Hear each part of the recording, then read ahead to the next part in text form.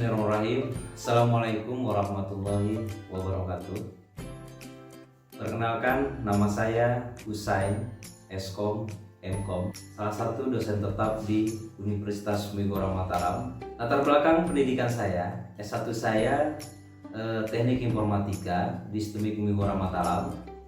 Selanjutnya saya melanjutkan studi magister saya S2 Teknik Informatika di Universitas Dianuswantoro Semarang. Saya mengajar mata kuliah jaringan komputer pada semester genap, semester 4 dengan 3 SKS. Mata kuliah ini membahas tentang dasar-dasar jaringan, di mana salah satunya di dalamnya membahas tentang skala jaringan, perangkat-perangkat jaringan, baik itu perangkat keras, perangkat lunaknya, kemudian pengelamatan IP, subnetting, kemudian PSM, kemudian juga mempelajari tentang routing statik, dinamik, kemudian ada juga VLAN dan seterusnya, hingga pada akhirnya mahasiswa juga diajarkan tentang bagaimana merancang bangun sebuah jaringan komputer. Selanjutnya saya akan menjelaskan teknik pengajaran yang saya lakukan di dalam kelas. Kegiatan pendahuluan, selain menanyakan kesiapan pembelajaran kepada mahasiswa, saya juga memberikan motivasi, baik dalam bentuk kisah inspiratif, kemudian ice breaking. Jadi kita menceritakan tentang bagaimana memotivasi mahasiswa agar selalu semangat untuk mengikuti perkuliahan jaringan komputer. Pada kegiatan inti, teknik yang saya gunakan dapat berupa presentasi teknik mata kuliah, kemudian diskusi, kemudian ada studi kasus dalam bentuk project based learning.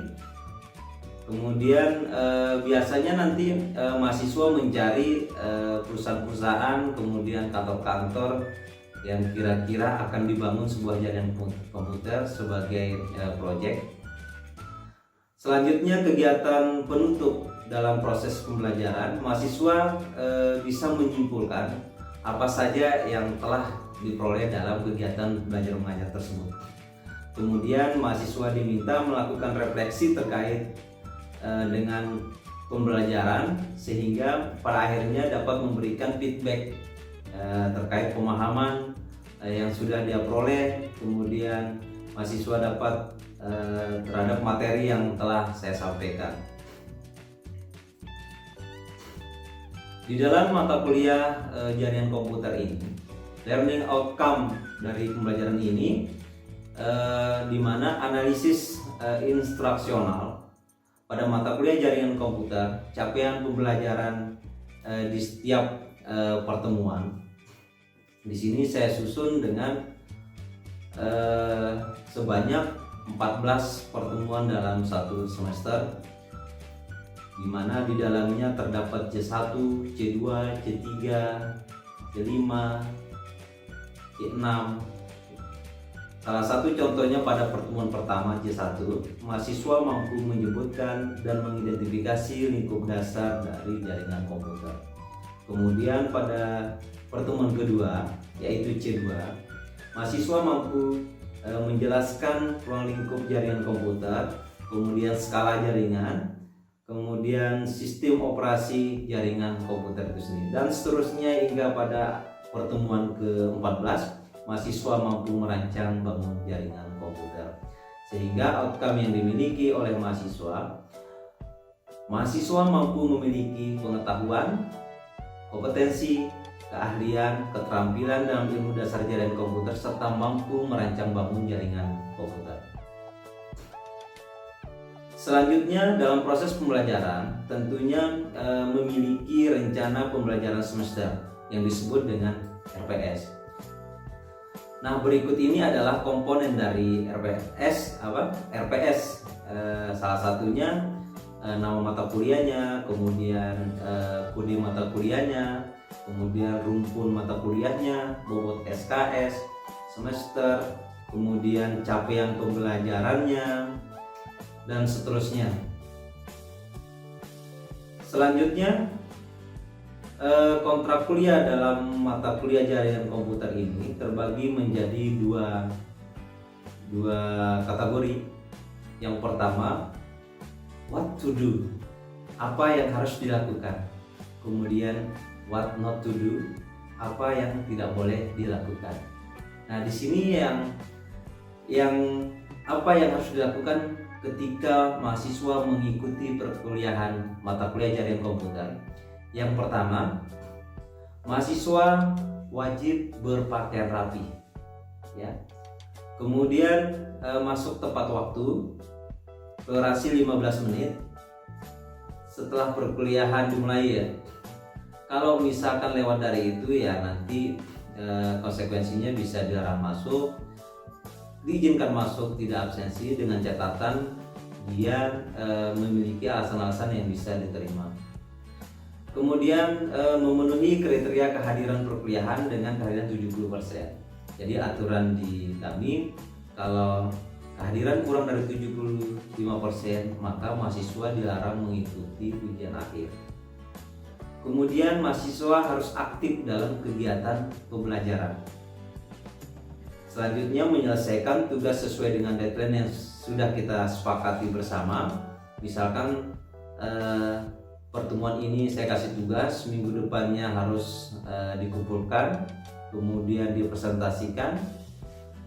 Selanjutnya, menyelesaikan perkuliahan dengan deadline yang sudah disepakati tadi. Kemudian, jika perkuliahan dilakukan secara daring, ya, baik itu menggunakan Google Meet atau menggunakan Zoom Meeting dan sejenisnya, maka mahasiswa wajib mengaktifkan videonya. Jika berhalangan hadir, baik itu karena sakit atau dengan alasan tertentu, maka mahasiswa mengirim surat ketidakhadirannya. Jika sakit atau ke dokter, kirim surat keterangan dokter. Selanjutnya, what not to do, apa yang tidak boleh dilakukan selama proses perkuliahan mata kuliah jaringan komputer. Mahasiswa dilarang menggunakan sandal jepit, ya, terkecuali mungkin kakinya sedang bengkak, mungkin kakinya sedang sakit, yang dimana tidak bisa menggunakan sepatu, itu masih ditoleransi. Atau misalkan tiba-tiba sepatunya rusak atau terlepas dan sebagainya dengan alasan yang bisa diterima. Saat perkuliahan dilarang menggunakan kaos oblong, celana pendek atau celana ketat, terutama yang cewek, jangan menggunakan celana ketat atau pakaian ketat. Kemudian dilarang berbicara saat dosen sedang menjelaskan di depan kelas, karena pasti mengganggu konsentrasi teman-temannya yang serius mengikuti perkuliahan ini. Kemudian saat evaluasi, saat ujian, entah itu kuis semester maupun UTS, dilarang mencontek, ya, dilarang kerjasama, harus mandiri, kerja sendiri-sendiri. Dan jika melanggar, maka kita sepakati ada sanksi yang diberikan. Kalau misalkan keterlambatan tadi yang mungkin tidak diizinkan masuk, mungkin bisa dikeluarkan saat proses perkuliahan. Daripada mengganggu yang lain gara-gara satu orang, lebih baik dikeluarkan atau tidak diizinkan mengisi absensi. Selanjutnya, satuan acara perkuliahan kita. Pelaksanaan perkuliahan ini menggunakan pendekatan penguasaan atas tujuan yang dinyatakan dalam berbagai bentuk. Ya, beberapa bentuk. Semua tes dan tugas diselesaikan dengan baik dan diberikan secara berkala. Tes pertengahan, akhir semester, dan tugas untuk penugasan bahan ajaran sebelum atau sesudah atau berkaitan langsung dengan pembahasan suatu pokok pembahasan. Kemudian semua kegiatan pembelajaran wajib diikuti. Apabila disebabkan oleh suatu hal terpaksa tidak dapat mengikuti perkuliahan, maka mahasiswa harus melakukan pembahasan secara mandiri dan dituangkan dalam bentuk tulisan dan diserahkan selamatnya 2 minggu setelah pembahasan di kelas. Mahasiswa diberikan tugas baik itu berupa tugas kelompok maupun tugas mandiri. Kemudian hasil tugasnya dikumpulkan berupa laporan, kemudian dipresentasikan. Kemudian di situ juga akan terbentuk diskusi, baik sesama kelompok, sesama teman di kelas, maupun sesama saya sebagai dosen pengajarnya. Selanjutnya menganalisis atau mengulas secara tuntas suatu topik dan materi kuliah dari referensi, buku teks dari sumber lainnya yang ditentukan secara kelompok maupun individu. Kemudian membuat tugas akhir secara berkelompok terkait rancang bangun jaringan komputer dengan studi kasus yang nantinya kita tentukan secara bersama-sama. Mahasiswa boleh menentukan lokasi studi kasusnya, entah itu di perusahaan ABCD dan seterusnya. Jadi itu nanti dibangun seolah-olah akan dibangun sebuah jaringan komputer. Aspek penilaian dari pembelajaran ini, terdapat beberapa item penilaian. Saya di mata kuliah saya ini, saya memberikan penilaian keaktifan dan kehadiran mahasiswa itu sebesar 10%. Kemudian tugas presentasi itu sebesar 15%, kuis 15%, UTS 25%, dan ujian akhir semester sebesar 35%. Dengan grade, jika nilai A dengan ring nilai 80-100, kemudian B+, 71-80, B 66-70, C+, 61-65, C 50-60, nilai D 40-49. Di bawahnya adalah nilai E. Demikian strategi pembelajaran saya. Selanjutnya marilah kita saksikan perkuliahan yang saya lakukan di dalam kelas. Saya akhiri, wabillahi taufiq wal hidayah. Assalamualaikum warahmatullahi wabarakatuh. Selamat menyaksikan.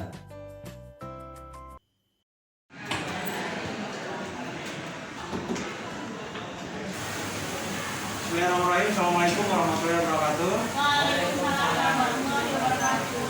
Selamat pagi. Selamat pagi. Sebelum kita mulai pembelajaran hari ini, terlebih dahulu kita berdoa dulu ya, menurut agama dan kepercayaan masing-masing. Berdoa, mulai.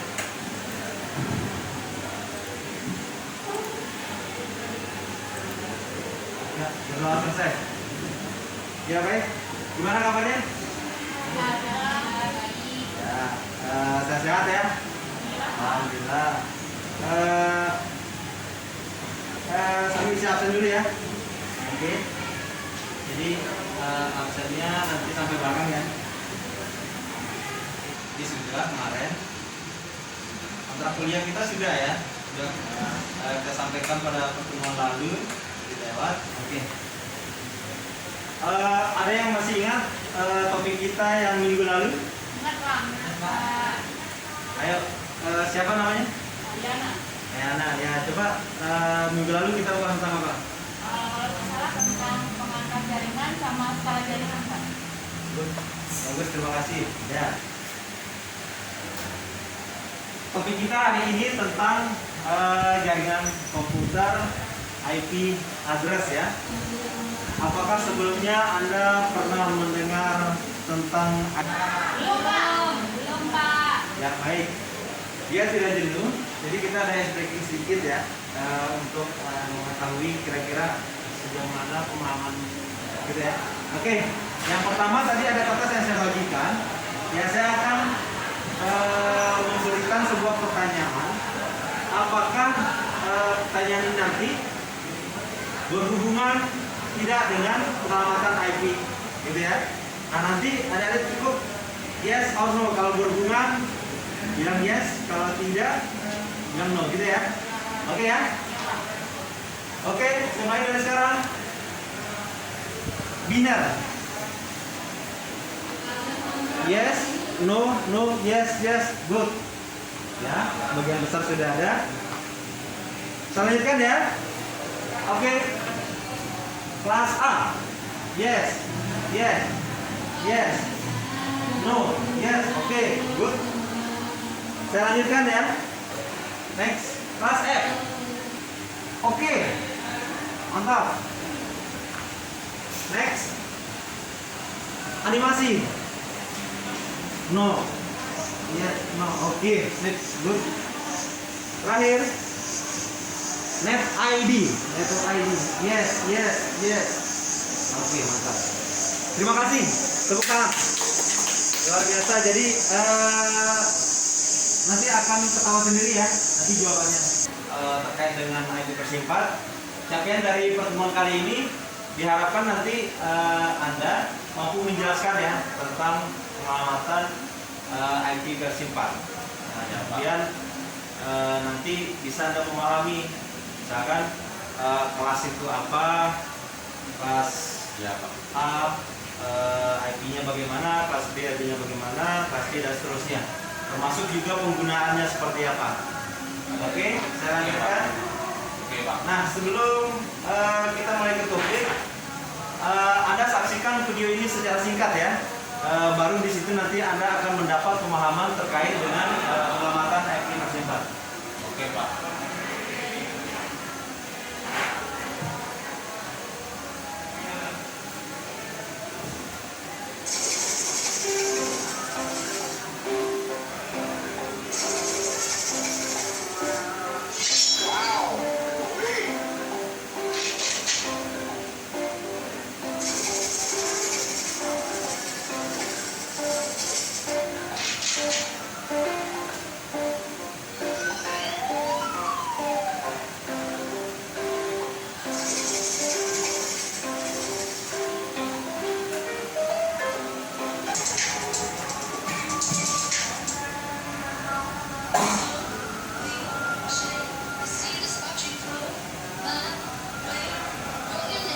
Desimal bagaimana mengkonversi dari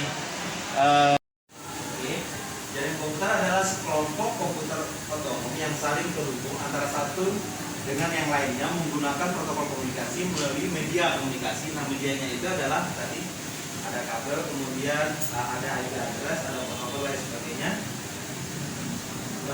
Kemudian ada programnya dan karena sampai sekarang kita masih menggunakan IP versi 4. IP versi 4 terdiri dari 32 bit kalau dibinarkan. Kemudian bit adalah binary digit di mana nilai 0 adalah yang paling berat 0 dan 1. Tiap 8 bit dipisahkan menggunakan tanda titik sebagai contoh. Nah, jadi kalau adik-adik lihat ini tadi, ya ini, sorry.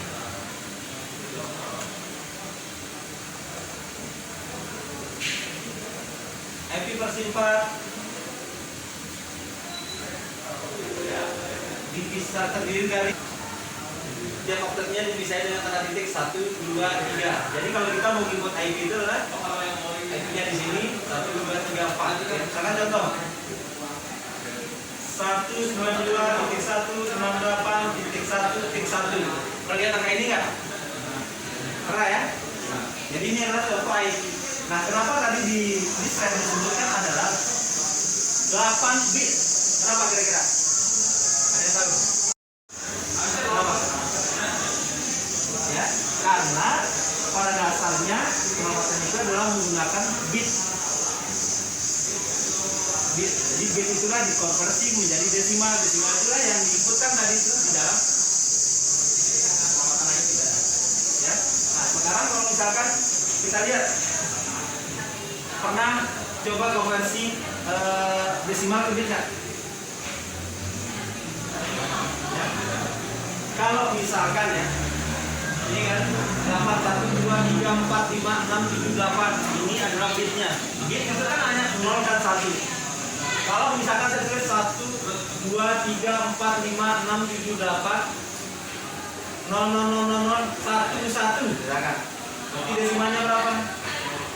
Ini 1, 2, berarti 3. Berarti 0, 0, 0, 0, 0, 0, 1, 2, berarti berapa? 3. 3 gitu ya, karena yang bernilai misalkan 1 di sini kan berarti harus di sini harus kita jumlahkan. Jadi kita buatlah ya desimalnya berapa. Konversi ke bentuk desimal ya.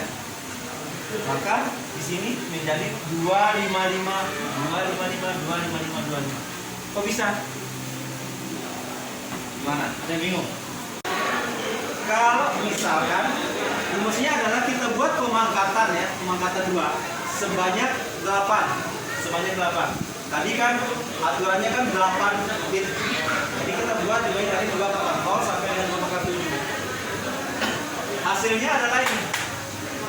Nah, jika bit adalah 0 dari sini ya, berarti hasilnya adalah 0. Desimalnya 0 ya. Dan jika satu semua hasilnya adalah 255. Dari mana 255 ini adalah yang bernilai 1 ya. Yang bernilai 1 adalah kita jumlahkan. Misalkan kalau di sini misalkan 1, 0, berarti 4 dan 2 dijumlahkan. 4 tambah 2 adalah 6, berarti desimalnya adalah 6 gitu kira-kira. Ya, bisa sekarang pertanyaan ya. 0, 1, 0, 0, 0, 2, 3, 4, 5, 6, 7, 8. 2, 3, 4, 5, 6, 7, 8. Kira-kira desimalnya berapa? Ada yang bisa? Ayo coba. Tinggal dijumlahkan, yang bernilai 1 letaknya di mana? Ada yang bisa? Ayo coba. Oke.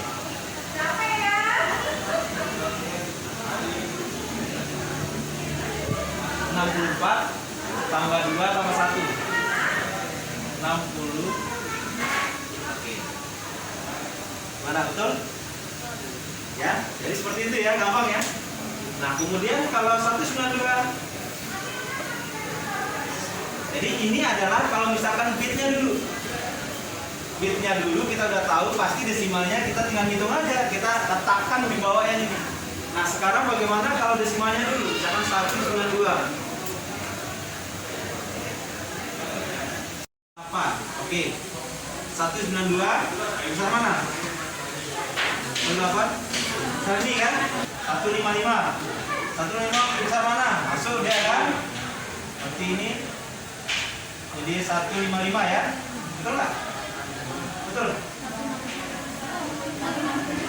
Berapa? 10 kan? 160 ya. 160.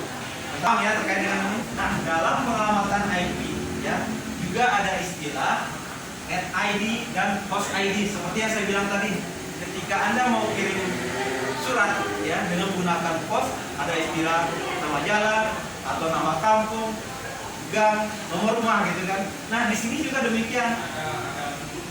Ada net ID dan host ID. Kalau saya menganalogikan, net ID adalah nama kampung, ya. Host ID adalah nomor rumah. Satu kampung terdiri dari 10 rumah dan nomornya 1, 2, 3 dan seterusnya. Artinya dalam satu komputer ini terdiri dari ruangan ini terdiri dari sekian komputer, 10 misalkan disebut dengan network 1 gitu ya. Kemudian host ID-nya nggak boleh sama. Host 1 apa network 1, host 1, 2, 3. Di sini tadi kan ringnya adalah 1 sampai dengan 126. Sebelum kita membahas tentang IP-nya sendiri apa masing-masing kelas, biasanya kan kita harus identifikasi dulu. Kalau biasanya kan 192, 168, 1 titik sekian kan gitu kan IP ya. Kemudian 172 titik 16 titik sekian titik sekian. Kemudian 10 titik sekian titik sekian titik sekian. Nah, untuk mengidentifikasi sebuah alamat IP, dilihat apakah ini masuk kelas mana, cukup dilihat di oktet pertama saja gitu. Ya. Jika yang di sini adalah angkanya 10, ring 1 sampai 126, maka itu adalah kelas A. Nah, kemudian jika dia di oktet pertama ini adalah masuk di ring antara 18 dan 21, itu adalah kelas B. Begitu juga kelas C. Nah, kemudian ada yang ditanyakan nggak terkait ini? Ya, gas ya. Nah, karena adik kan belum terbiasa dengan peralatan IT, nanti kalau sudah bisa pasti ada pertanyaan di sini. Ya. Pernah lihat ini kan salah satu. Jadi satu kelas A itu nggak bisa digunakan karena diidentifikasi dengan alamat localhost. Jadi nilainya adalah 2. Sampai dengan 2. Sorry. 127. Coba lihat ini ada 126, 27-nya mana gitu loh. Ya kan? 192. Ini 27 kan nggak ada. Nah, kemudian ini adalah perjanjian-perjanjian dengan kelas A. Kemudian dan seterusnya nanti bisa dibaca di rumah ya, ada ya. Kelas B juga gitu, ya. Ada perjanjian-perjanjiannya. Jadi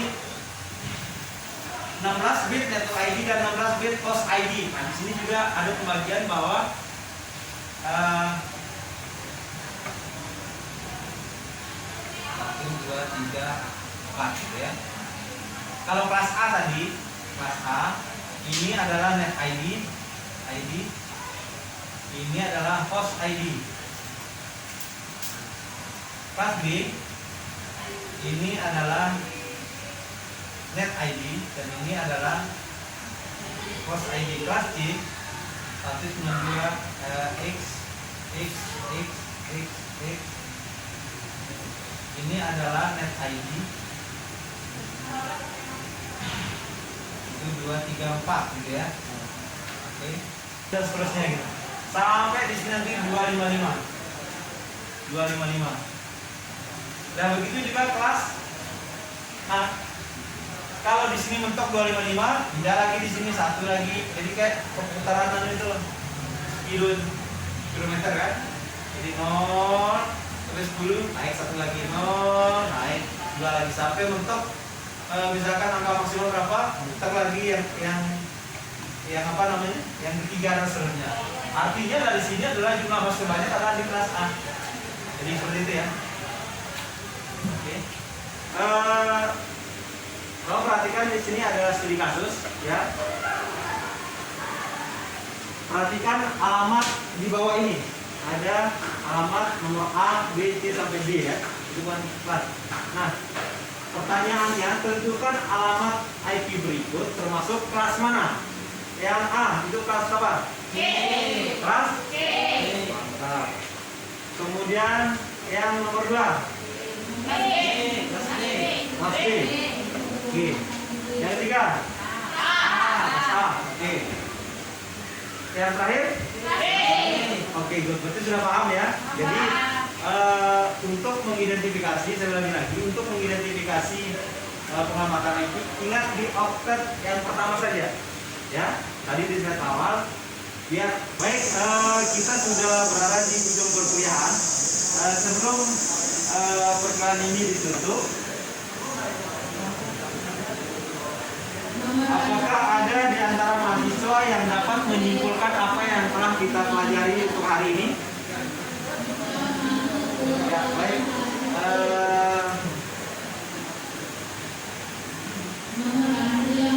Siapa namanya? Aswar. Silakan. Kita bisa paham. Baik. Kita bisa paham tentang IP address. Ya. Silakan nanti kalau misalkan Anda butuh diskusi di luar dari kelas, buat WA group gak apa-apa, saya ikut nimbrung di situ. Siapa tahu nanti Anda yang ingin diskusi dengan saya akan siap untuk berdiskusi dengan Anda. Sekian untuk pertemuan kali ini. Sampai jumpa di pertemuan berikutnya. Assalamualaikum warahmatullahi wabarakatuh. Selamat pagi menjelang siang.